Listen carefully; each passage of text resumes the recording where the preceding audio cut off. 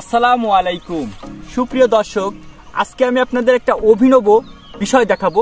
দেখুন, এই যে আপনারা যে গাছটি দেখতে পাচ্ছেন, এটা হচ্ছে একটা শশার গাছ।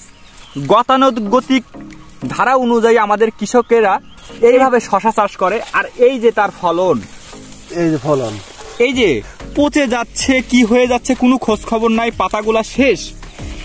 আর আমাদের এই যে এখানে বসে আছে আসাদুল ভাই, নির্দেশনা আমাদের ডাইরেকশন অনুযায়ী ভাইজান যে শশা চাষ করেছে, মালচিং পদ্ধতিতে আধুনিক ভাবে যে শশা চাষ করেছে, সেইটা সরজমিনে আজকে আমি বাস্তবে দেখাবো। আসেন ভাইজান, এই যে শশা ক্ষেতটা একটু দেখাও। এই হচ্ছে আমাদের গতানুগতিক ধারা অনুযায়ী আমাদের কৃষকেরা শশা চাষ করে।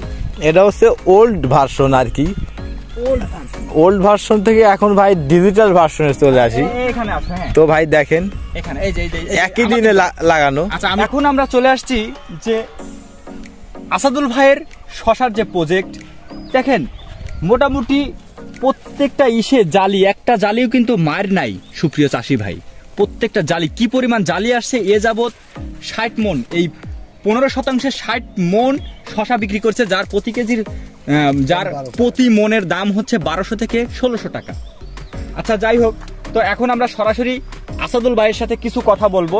তার এই মালচিং করে প্লাস হচ্ছে এই সুন্দরভাবে প্রজেক্ট আকারে এই শশা পদ্ধতি কোথা থেকে উদ্বুদ্ধ হলো, কোথা থেকে ভাই এই প্রোডাক্টগুলা পাইছে। আর প্রথমে যে ভাইজান আপনি এই যে ব্যবস্থাটা করছেন, তখন আপনার এই যে গতানুগতিকভাবে যারা এই শশা চাষ বা বিভিন্ন কৃষিকাজ করেন, তাদের প্রতিক্রিয়াটা কেমন ছিল ভাইজান, একটু শেয়ার করবেন আমাদের কাছে। আমি স্যার ইউটিউব বিশ্বাস করতাম, ইন্টারনেট বিশ্বাস করতাম, নাহলে আমি যদি করতাম তাহলে আমারও এরকম অবস্থা হতো।